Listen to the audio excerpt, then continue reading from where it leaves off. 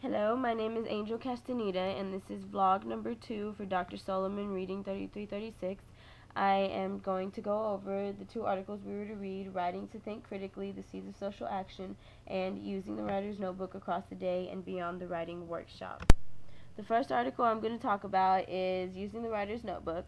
This was my favorite article out of the two because I feel that like this one was aimed more for elementary school teachers, and that's what I want to be first and then work my way to secondary. And I feel like the second one, Writing to Think Critically, was more for older kids or secondary education, middle school kids, to get them to think more in depth about what they're writing about and what they want to say. A good idea I got from the article Using the Writer's Notebook was how Miss Koenig after she evaluated Javier's notebook, she asked him to go up to the front of the class and teach his writing techniques to the rest of his classmates.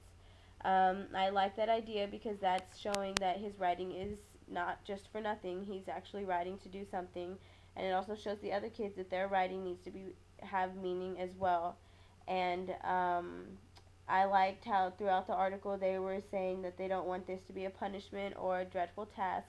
They try to make it happy and fun, something the kids actually want to do, so they have good stories and they can brainstorm and actually come up with an even bigger, better story later on in the future.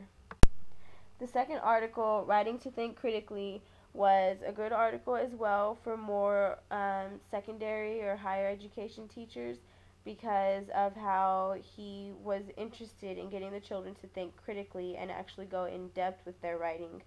Instead of just writing simple things about their personal lives, he wanted them to go more out in the open and experience the world.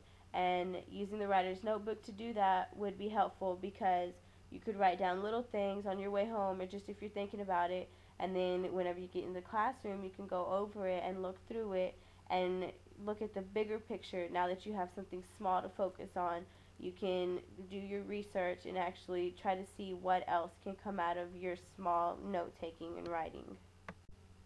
Both of these articles were very helpful, and I am definitely going to carry over notebooks and keeping daily writings in my classrooms whenever I get to that point because I think it's helpful and it gives the kids a means of expression and helps them to gather their thoughts to later on be able to write an actual story or an autobiography or anything that they would want to do with their writing. So I love the articles. They're really helpful, and notebooks are the best idea ever.